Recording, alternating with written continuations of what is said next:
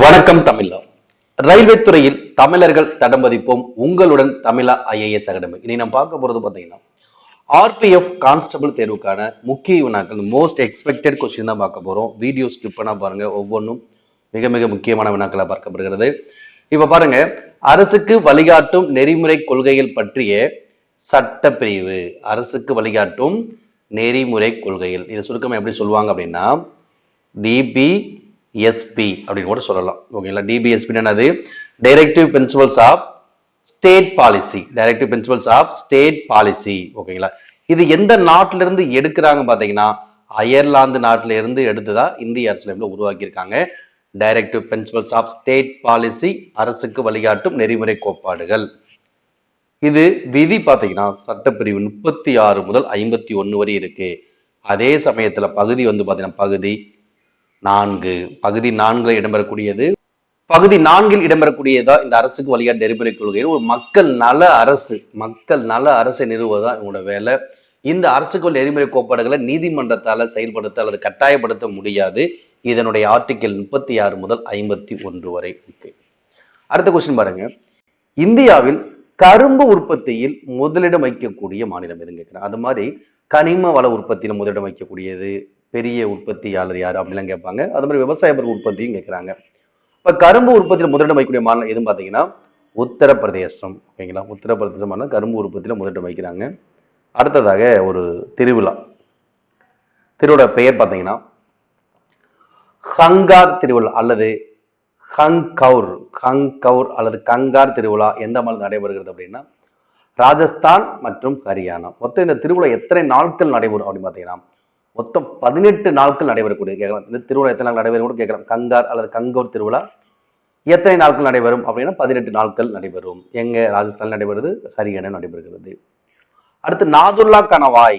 இந்தியாவுடன் இணைப்பை ஏற்படுத்தும் நாடு. நாதுல்லா கணவாய் மூலமாக நாதுல்லா கணவாய் எந்த நாடு இணைக்கிறது? இந்தியாவையும் சீனாவையும் இணைக்கக்கூடிய கணவாய் நாதுல்லா கணவாய். அப்ப முக்கியமான கணவாய்கள் அமைந்துள்ள இடம் அப்படிங்கிறத பார்க்கணும். அது திட்டக்குழுவுக்கு மாற்றாக உருவாக்கப்பட்ட அமைப்பு எது? திட்டக்குழு அப்படின்னா பிளானிங் கமிஷன். 5 ஆண்டு திட்டங்களை உருவாக்கக்கூடிய அமைப்பு தான் திட்டக்குழு. இப்ப இது எப்போ உருவாக்குனா 1950 மார்ச் 15 உருவாக்குறாங்க. அப்ப தலைவராக பிரதமர் இருக்காங்க. முதல் தலைவர் யாருன்னா திட்டக்குழுவுக்கு ஜவஹர்லால் நேரு தான். 5 ஆண்டு உருவாக்குறது இவங்களோட வேலை. இந்த திட்டக்குழுடைய பெயரை இப்ப மாற்றம் செய்யறாங்க. அந்த அமைப்புக்கு புதுசா ஒரு பேர் வைக்கிறாங்க. 2015 ஜனவரி 1. அப்ப திட்டக்குழு பேர் என்னது? நிதி ஆயோக். என்ன பேரு? நிதி ஆயோக். NITI, நிதி Aayog. National institution for transforming India. National institution for transforming India, நிதி ஆயோக். தலைவர் இதுக்கும் பிரதமர் தான். 2015 ஜனவரி 1 திட்டக்குழு பெயர் நிதி ஆயோக் மாறுது. இப்ப நிதி ஆயோக்குடைய முதல் துணைத் தலைவராக ராஜீவ்குமார் இருந்தாங்க. இப்ப யாரு நிதி ஆயோக்கு வைஸ் சேர்மன் அல்லது துணைத் தலைவர் யாருன்னு பாத்தீங்கன்னா சுமன் பெரி. நிதி ஆயோக்குடைய துணைத் தலைவர் யாரு? சுமன் பெரி. சிஇஓ யாருன்னு பாத்தீங்கன்னா PVR சுப்பிரமணியம். அவர் தான் நிதி ஆயோக்குடைய சிஇஓவா இருக்காங்க. வைஸ் சேர்மனா சுமன் பெரி இருக்காங்க. நிதி ஆயோக். அப்ப திட்டக்குழுக்கு பதிலாக நிதி ஆயோக் அதனுடைய பணிகளை செய்ய போறாங்க. ஓகே. எலிபெண்டா பெஸ்டிவல். இந்த எலிபெண்டா பெஸ்டிவல் நடைபெறும் மாதம் பார்த்தீங்கன்னா ஒவ்வொரு ஆண்டும் பிப்ரவரி மாதத்தில் நடைபெறக்கூடிய இந்த திருவிழா தான் எலிபெண்டா பெஸ்டிவல். இது எங்க? மகாராஷ்டிரா. அடுத்து இந்த பூரி ஜெகநாதர் கோயில் எதற்கு புகழ் பெற்றது அப்படின்னா ரத யாத்திரை அப்படின்னு சொல்றாங்க. பூரி ஜெகநாதர் கோயில் புகழ் பெற்றது ரத யாத்திரை. அடுத்து அடிப்படை கடமைகள். இந்த அடிப்படை கடமைகள் ஸ்வரன் சிங் கமிட்டி, சர்தார் ஸ்வரன் சிங் கமிட்டியினுடைய பரிந்துரையின் அடிப்படையில் எந்த ஆண்டு சேர்க்கப்பட்டது? மொத்தம் அடிப்படை கடமைகள் தற்போது எத்தனை அடிப்படை கடமைகள்? 11 வகையான அடிப்படை கடமைகள் இருக்குது. எந்த கமிட்டியின் பரிந்துரையில் சேர்க்கிறாங்க? ஸ்வரன் சிங் கமிட்டி. எந்த ஆண்டு? 1976ஆம் ஆண்டு 42வது அமெண்ட்மெண்ட். 42வது சட்டத்தில் தான் இந்திய அரசியல் ஒரு மினி கான்ஸ்டிடியூஷன், ஒரு சிறிய அரசியல் அமைப்பு என்று அழைக்கப்படக்கூடிய அமெண்ட்மெண்ட் 42வது அமெண்ட்மெண்ட் 1976. ஸ்வரன் சிங் கமிட்டி அடிப்படை கடமை. மொத்தம் 11 அடிப்படை கடமைகள் இருக்கு. அடிப்படை கடமைகள் எந்த பகுதியின் கீழே வரும் பாத்தீங்கன்னா பகுதி 4A. பகுதி 4A விதி 51A. விதி கேட்டா 51A பகுதி 4A.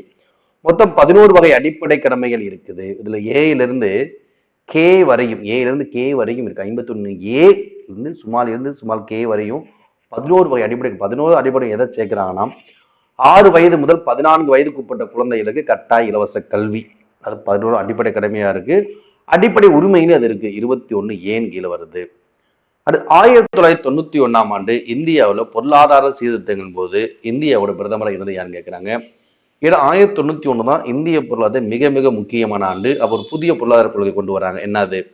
எல்பிஜி. அப்படின்னா லிபரலைசேஷன், பிரைவேடைசேஷன், குளோபலைசேஷன். அதாவது தாராளமயமாதல், தனியார் மயமாதல், உலகமயமாதல் என்று சொல்லக்கூடியது மிக முக்கிய பொருளாதார கொள்கையான எல்பிஜியை கொண்டு வராங்க 91. அப்ப யார் பிரதமர் பார்த்தீங்கன்னா PV நரசிம்மராவ். அப்ப நிதியமைச்சராக இருந்தவர் யாருன்னு பார்த்தீங்கன்னா மன்மோகன் சிங். அவர் பின்னாடி பிரதமராக வராங்க. மன்மோகன் சிங் நிதியமைச்சர் இருக்காங்க, பிரதமர் PV நரசிம்மராவ். அடுத்து உச்ச நீதிமன்ற நீதிபதிகளுடைய ஓய்வு வரும் வயது எவ்வளவு பார்த்தீங்கன்னா 65. இதே ஹைகோர்ட் ஜட்ஜ், உயர் நீதிமன்ற நீதிபதி ஓய்வு வரும் வயதுனா 62. உச்ச நீதிமன்ற நீதிபதி ஓய்வு வரும் வயது 65. அடுத்து வைட்டமின் சி, இதோட வேதிப்பெயர் பார்த்தீங்கன்னா அஸ்கார்பிக் அமிலம். வைட்டமின் சியோட வேதிப்பெயர் என்னது? அஸ்கார்பிக் அமிலம். வேற எங்க அஸ்கார்பிக் அமிலம் இருக்கு பார்த்தீங்கன்னா கத்திரிக்காயில இருக்கு. கத்திரிக்காயில காணப்படக்கூடிய அஸ்கார்பிக் அமிலம் இதய நோயை குணப்படுத்தக்கூடியது, இதய நோயை கட்டுப்படுத்தக்கூடியது. ஆரஞ்சுல இருக்கு அஸ்கார்பிக் அமிலம்.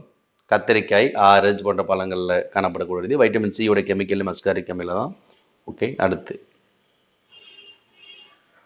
1857 பெரும்புரட்சி. 1800 பெரும்புரட்சி, சிப்பாய் கழகத்தில் ஈடுபட்ட நானா சாஹிப்புடைய படைத்தளபதி யாருன்னு பார்த்தீங்கன்னா தாந்தியா தோபை. யாரு? தாந்தியா தோபை. மத்திய இந்தியாவில் ஜான்சி ராணி லட்சுமிபாய் அவங்களுடைய தலைமையில் நடக்குது. பீகார்ல கன்வர் சிங் தலைமையில் நடக்குது. ஓகேங்களா? அது மாதிரி இல்லை நானா சாஹிப் படைத்தளபதி யாருமே தாந்தியா தோபை. 1000 பெரும் புரட்சி. இது முக்கியமான காரணம் என்னது? பசு மற்றும் பன்றியின் கொழுப்பு தறிய தோட்டாக்கள்ல புது எண்பில்டகளை துப்பாக்கிகள் பயன்படுத்தணும். அதுதான் உடனடி காரணமாக இந்த புரட்சி காரணமாக இருக்குது. அடுத்ததாக விவேகானந்தருடைய சிகாகோ மாநாடு. இது விவேகானந்தர் சிகாகோ மாநாடு எப்ப நடக்குது? 1893 நடக்குது, செப்டம்பர் 11. இந்த மாநாட்டில் ஒரு முக்கியமான ஒரு உரை சொல்றாங்க, சகோதர சகோதரிகளே அப்படிங்கிறது ஒரு முக்கியமான உரை. விவேகானந்தருடைய சிகாகோ மாநாடு நடைபெற்ற ஆண்டு 1893. அடுத்ததாக கட்சி தாவல் தடை சட்டம் பற்றிய சட்ட திருத்தம். கட்சி தாவல் தடை சட்டம் அப்படின்னா ஆன்டி டிஃபெக்ஷன் லா. கட்சி தாவல் தடை சட்டம். ஒரு கட்சியிலிருந்து தேர்தலில் வெற்றி பெற்ற பிறகு இன்னொரு கட்சியில் சேரும்போது அந்த தடை சட்டம், இந்த சட்டமானது அவர்களை தகுதி நீக்கம் செய்யக்கூடியது. ஆன்டி டிஃபெக்ஷன் லா. எந்த சட்ட திருத்தம்? 52வது சட்ட திருத்தம் 1985 கொண்டு வராங்க. எந்த அட்டவணையில் இதை இணைக்கிறாங்கன்னா 10வது அட்டவணை இணைக்கிறாங்க. ஓகே. ஃபர்ஸ்ட் ஆரம்ப காலகட்டங்களில் அரசியல் உருவான பொழுது 8 அட்டவணை இருந்தது. பிறகு 4 அட்டவணையில் இணைக்கிறாங்க. மொத்தம் இப்பொழுது 12 அட்டவணைகள் இருக்கு. 10வது அட்டவணையில் இந்த கட்சித்தாள் தடை சட்டத்தை இணைக்கிறாங்க. சட்ட திருத்தம் 52, ஆண்டு 1985. அடுத்து RBI, ரிசர்வ் பேங்க் ஆஃப் இந்தியாவுடைய ரெப்போ ரேட்டு அல்லது RR அல்லது ரெப்போ விகிதம் எவ்வளவு மதிப்பு? தற்பொழுது 6.25% ஆகும் ரெப்போ ரேட்.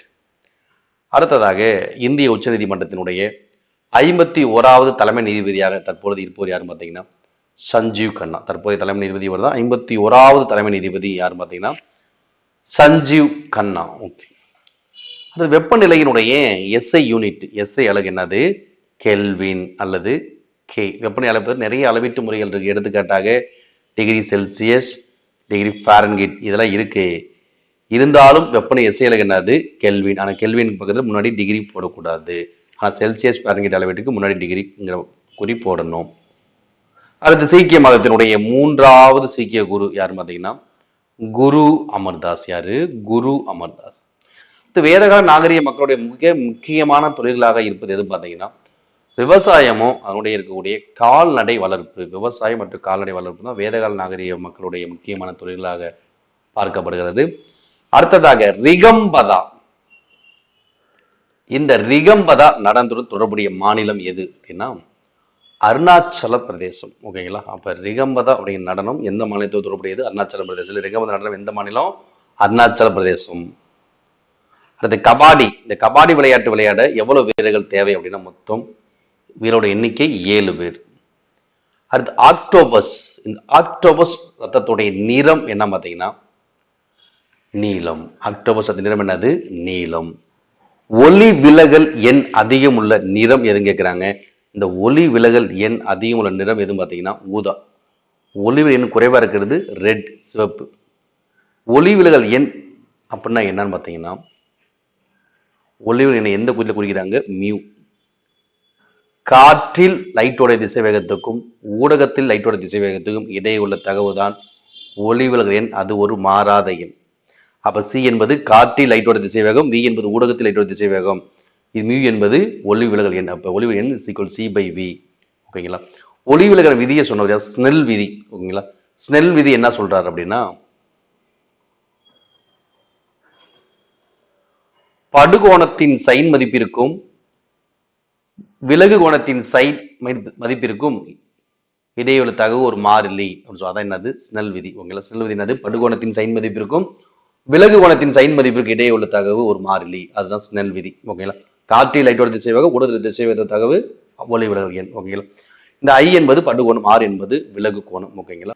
செல்லினுடைய கட்டுப்பாட்டு மையம் என்று அழைக்கக்கூடிய செல் நுண்ணுறுப்பு எதுன்னு பார்த்தீங்கன்னா உட்கரு அல்லது நியூக்ளியஸ்.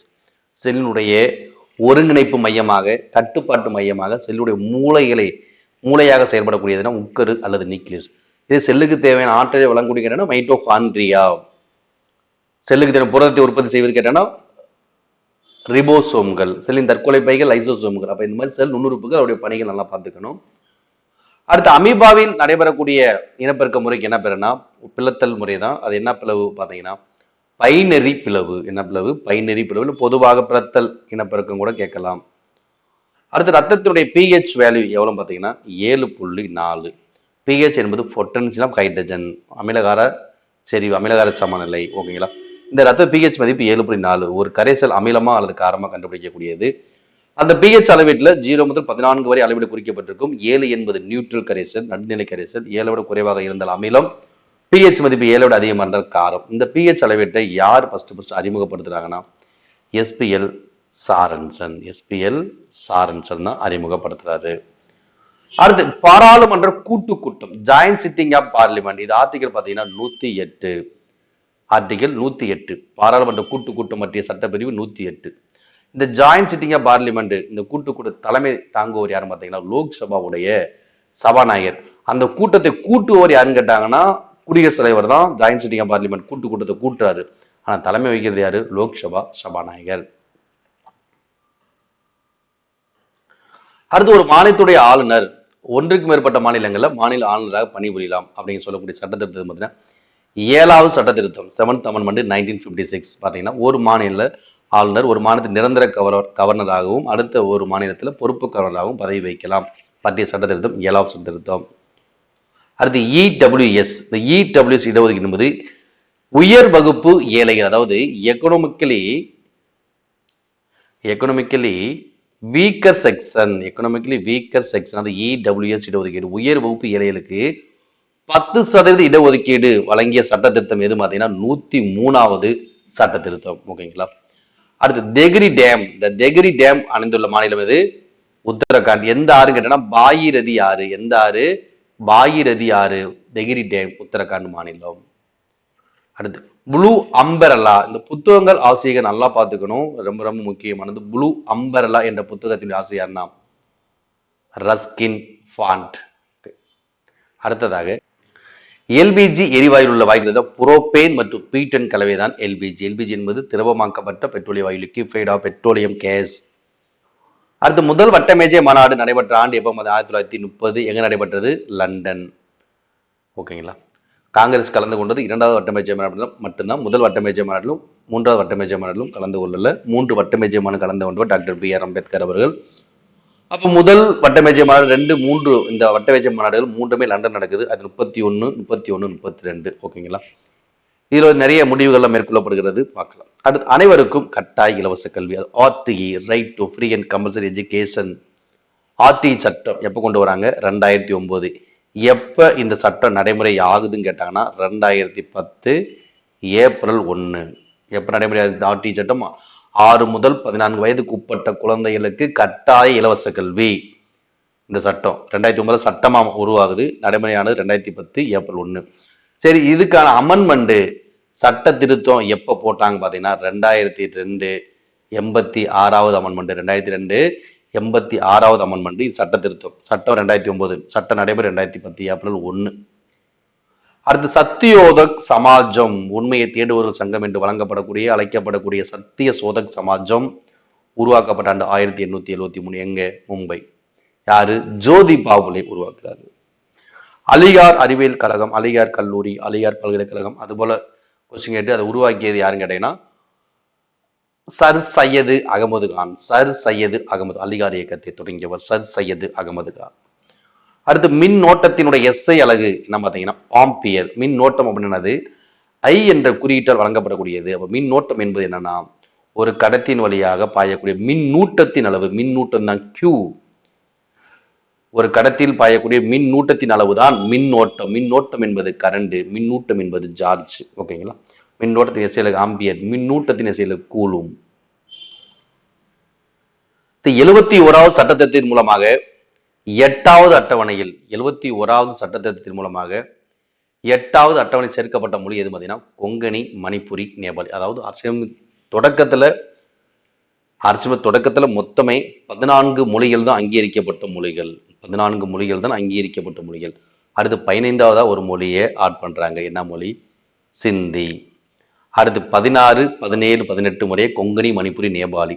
19, 20, 21, 22 மொழிகளாக பார்த்தீங்கன்னா தற்பொழுது இருக்கக்கூடிய 22 மொழிகள்ல லாஸ்ட் 4 மொழிகள் போட்டோ, டோக்ரி, மைத்திலி, சாந்தலி. போட்டோ, டோக்ரி, மைத்திலி, சாந்தலி சேர்க்கிறாங்க. அப்ப இப்ப இன்னைக்கு இருக்கக்கூடிய நிலைமையில 8வது அட்டவணையில 22 மொழிகள் எண்ணிக்கை தற்பொழுது இருக்கு. ஆனால் தொடக்கத்துல 14 மொழிகள் தான் இருந்தது. அடுத்து question number. Every vote counts, the story of India's elections. Every vote counts, the story of India's election புத்தகத்தை எழுதியார்னா நவீன் சாவ்லா. கௌதமபுத்திர சதகர்ணி எந்த வம்சத்தை சேர்ந்தவர் அப்படின்னா சாதவாகன மரபை சேர்ந்தவர் கௌதமபுத்திர சதகர்ணி. அடுத்து உலகினுடைய மிகப்பெரிய ஆற்றுத்தீவு என அழைக்கப்படக்கூடியதுன்னா மஜ்லிஸ் தீவு. மஜ்லிஸ் ஆற்றுத்தீவு எங்க இருக்கு? பிரம்மபுத்திரா, அஸ்ஸாம். பிரம்மபுத்திரா, மஜ்லிஸ் ஆற்றுத்தீவு உலகின் மிகப்பெரிய ஆற்றுத்தீவு, ரிவர் ஐலாண்டு. அடுத்து லுத்தி நாட்டுப்புற நடனத்துடன் தொடர்புடைய மாநிலம் எது பார்த்தீங்கன்னா லுத்தி நாட்டுப்புற நடனம், பஞ்சாப். ரூபியா என் நாணயத்தை அறிமுகம் செய்தவர் யார் பார்த்தீங்கன்னா ஷெர்ஷா. நவீன நாணய முறையோட தந்தை என்று அழைக்கப்படக்கூடிய யாருன்னா ஷெர்ஷா சூர் வம்சத்தை சேர்ந்தவர். இதனுடைய இயற்பெயர் பார்த்தீங்கன்னா பரித். ஷெர்ஷாவோட இயற்பெயர் என்னது? பரித். இதோட பட்ட பெயர் ஷெர்கான். சூர் வம்சத்தை சேர்ந்தவர். அக்பருடைய முன்னோடியை ஷெர்ஷானா அப்படின்னு சொல்றோம். ஏன்னா நிலச்சரித்த அக்பருடைய வருவாய்த்துறை அமைச்சர் ராஜதோரமல் பயன்படுத்துறது. அதனால் அக்பரோட முன்னோடி என்று அழைக்கப்படுவர் ஷெர்ஷா. அடுத்து இந்தியாவுடைய முதலாவது பொருளாதார கணக்கெடுப்பு. இந்தியாவுடைய முதலாவது பொருளாதார கணக்கெடுப்பு நடைபெற்ற ஆண்டு எப்போ பார்த்தீங்கன்னா 1977. அடுத்து அர்ஜுனன் தபசு அமைந்துள்ள இடம் பார்த்தீங்கன்னா இந்தியாவில் மகாபலிபுரம் அல்லது மாமல்லபுரம். மகாபலிபுரம்னாலும் மாமல்லபுரம் ஒன்று எங்க இருக்கு? தமிழ்நாட்டில் தான் இருக்கு. திட்டக்குழு பிளானிங் கமிஷன் உருவாக்கப்பட்ட ஆண்டு 1950 மார்ச் 15. இவங்க வேலை என்னது? 5 ஆண்டு திட்டம் உருவாக்குவது இவங்க வேலை. இதுவரைக்கும் 12 5ஆண்டு திட்டங்கள் உருவாக்கியிருக்காங்க. இப்போ அதோட பேரை தான் நிதி ஆயோக் மாற்றிருக்காங்க. கதக் நடனம் தொடர்புடையது எது? கதக் அப்படின்னா வட இந்தியா. ஓகேங்களா? அல்லது உத்தரப்பிரதேசம் அப்படின்னு நம்ம போட்டுக்கலாம். அடுத்து lessons life taught me unknowingly. Lessons life taught me unknowing என்ற புத்தகத்தின் ஆசிரியர் யாருன்னா அனுபம் கேர். அடுத்து ட்ரீம்ஸ் ஃப்ரம் மை ஃபாதர் என்ற புத்தகத்தை வெளியிட்டவர் யாரு? Barack Obama. அது ரிசர்வ் வங்கியினுடைய தற்போதைய கவர்னர் ஆர்பிஐ இந்தியாவுடைய பண கொள்கையை ஒழுங்குபடுத்தக்கூடியது, பணவீக்கம் பணவாட்டத்தை கண்ட்ரோல் பண்ணக்கூடியது, இந்திய ரூபாய் நோட்டுகளை அச்சிட்டு வெளியிடுவது. ஓகேங்களா? மணி சப்ளையை ஒழுங்குபடுத்தக்கூடியது. ஓகேங்களா? அப்போ இந்த ரிசர்வ் வங்கியுடைய முக்கியமான பணிகளாக பார்க்கப்படும். அந்த ரிசர்வ் வங்கியினுடைய ஆர்பிஐனுடைய தற்போதைய governor Sanjay Malhotra. Doctor B R Ambedkar எழுதிய பணத்தின் சிக்கலும் அதன் தீர்வும் ரூபாயின் பிரச்சனைகள் அப்படி சொல்லக்கூடிய அந்த ஆராய்ச்சி கட்டு அடிப்படையில் தான் இந்த ரிசர்வ் பேங்க் ஆஃப் இந்தியாவுடைய அடிப்படை சட்டம் 34. அதன் அடிப்படையில் ஆர்பிஐ 35ஆம் ஆண்டு உருவாக்கப்பட்டது. ஆர்பிஐ 35ஆம் ஆண்டு உருவாக்கப்பட்டது. பிறகு தேசியமயமாக 1949 மாத்துறாங்க. ஓகேங்களா? ஓகே, இந்த ஆர்பிஐ மோஸ்ட் எக்ஸ்பெக்ட் கண்டிப்பாக உங்களுக்கு யூஸ்ஃபுல்லாக இருந்திருக்கும் நம்புறேன். ஒரு நண்பர்களுக்கும் இதை நீங்கள் ஷேர் பண்ணாங்க. அதே போல் நம்ம தமிழா அகாடமி ஆப்ல, அதாவது அப்ளிகேஷன்ல வந்து பார்த்தீங்கன்னா RRB group D online class போயிட்டு இருக்கு. இந்த வீடியோ கிளாஸஸ் நீங்கள் எந்த டைம் உங்களுக்கு ஃப்ரீயாக இருக்கோ அந்த டைம் நீங்கள் ஃப்ரீயாக பார்த்தாலும், எத்தனை டைம் வேணால் பார்த்தாலும், இது கோர்ஸ் வேலிடிட்டி 1 இயர். இல்லை உங்கள் வீடியோ கிளாஸ் உங்களுக்கு ரெக்கார்டடாகவே வந்துடும். அதே போல் லைவ் சிபிடி மோக் டெஸ்ட் நீங்கள் அந்த லைவாக அட்டன் பண்ணி பார்த்தாலும் எவ்வளோ கொஸ்டின் கரெக்டாக அடிச்சிருக்கீங்க அப்படிங்கிறது நீங்கள் பார்த்துக்கலாம். லைவ் மார்க் டெஸ்ட் டிஸ்கஷன் இருக்குது. இது கூட ஸ்ட்ராட்டஜிக்கு கரண்ட் அஃபேர்ஸ் ப்ரீவியஸ் கொஸ்டினுடைய பிடிஎஃப் ஃபைல்ஸும் உங்களுக்கு அப்லோட் பண்ணிடுவோம். ஓகேங்களா? அதோட ப்ரைஸ் பார்த்தீங்கன்னா உங்களுக்கு மிக மிக குறைந்த விலை தான் இருக்குது, 2999. ஓகேங்களா? அதனால் நீங்களும் ஜாயின் பண்ண உங்கள் நண்பர்களுக்கும் ஷேர் பண்ணுங்கள். முதல்ல ப்ளே ஸ்டோரில் தமிழா அகாடமி அப்ளிகேஷன் இன்ஸ்டால் பண்ணிவிட்டு நீங்கள் ஜாயின் பண்ணிக்கலாம். ஓகே, அதுலேயே உங்களுக்கு பேமெண்ட் ஆப்ஷன்ஸ் இருக்குது, பே பண்ணிக்கலாம். UPI and net banking card எதன் மூலம் நீங்கள் பே பண்ணி இன்ஸ்டால்மெண்ட் வசதியும் உங்களுக்கு இருக்குது. Okay, thank you.